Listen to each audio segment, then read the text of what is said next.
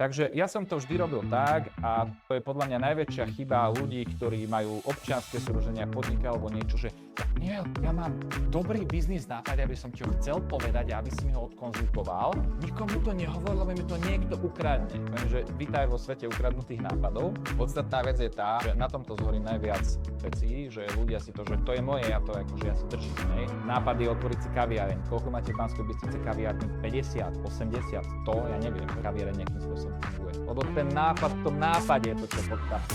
Ja vám môžem povedať najlepší nápad na svete. Keď neviete, ako to zrealizovať, tak je to stále nápad. Z môjho pohľadu nápad nemá žiadnu hodnotu. Nápad nemá žiadnu hodnotu. To, čo má hodnotu, je nápad plus systém, ktorým zrealizujete ten nápad. Hej. Konkrétne, hej, Ilona Muska všetci si poznáte, hej. On vám príde nápad. Poviem vám, že dá sa postaviť elektrické auto, ktoré bude za 5 rokov, ako začneme vyrobiť za 10, bude najpredávanejším autom na svete, preto lebo je elektrické, lebo ho vyladíme, lebo a tak ďalej. Máte nápad, môžete zrobiť, to z vás by ste to dali. Potrebujete plán, potrebujete inžinierov, potrebujete financovanie, potrebujete kopu vecí na to, aby ste sa k tej vízii ako keby že dostali. Hej. Znamená, že za mňa vízia je len jedna časť tej veci, vy vždy potrebujete ten plán a implementáciu, ten to-do list, ten denný proces. Výsledok vzniká z tisíckou malých krokov, ktoré vás dostanú